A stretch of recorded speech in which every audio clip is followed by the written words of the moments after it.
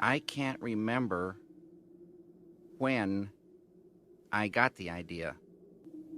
I never saw, I'm pretty sure I never saw, completely don't remember. I don't know when it bobbled up to the surface, especially the initial idea. A lot of times I remember when the first thing kind of came.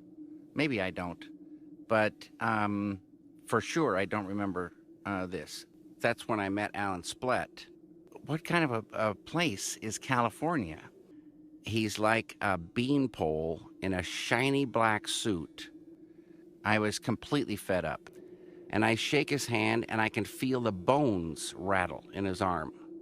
Never had so much fun in my life. And he, giving some tips on lighting. Some of the students are wearing sweaters. They gave me $2,200 more. What kind of a fantastic world do we live in? Sitting in this room with beautiful wood paneling. And I'm thinking, Al was placed as head of the sound department, right down the street from the Whiskey A Go-Go. When I woke up the next morning, it was like I was almost blinded. And it felt so good. It was unbelievable. I started floating. Frank Daniel is the greatest film teacher in the history of the world, and he's since died. It didn't work out. So the first day of the second year, so now it's 1971. So we both went out and went down to the Hamburger Hamlet and had some coffee. Said, what happened? They've been calling you.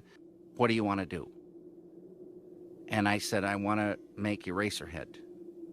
He said, okay, you'll make Eraserhead.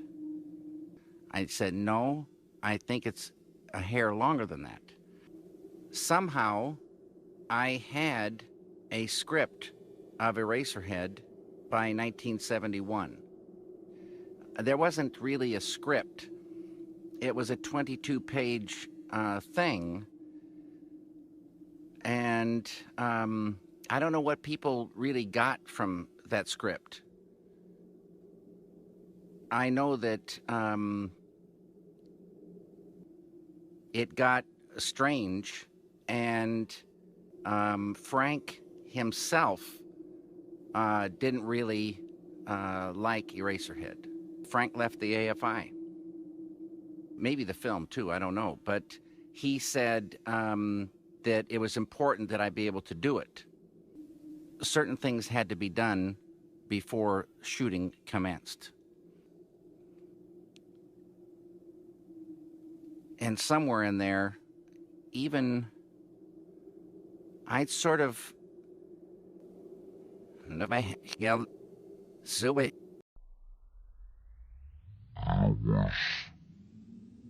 like heaven.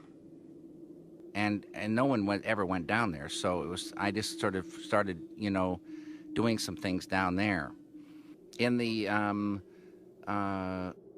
so one day,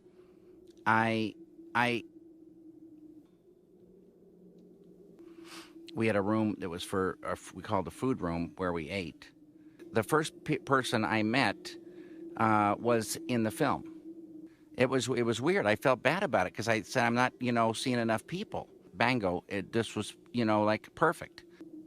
So I said, okay, and I made this arrangement to meet Jack because she was so beautiful. But she had a fixation. It was weird. And I told her, I said, you gotta, understand, you're too beautiful. And I built her a drooping eye and a wart and some facial hair. I said, you're perfect.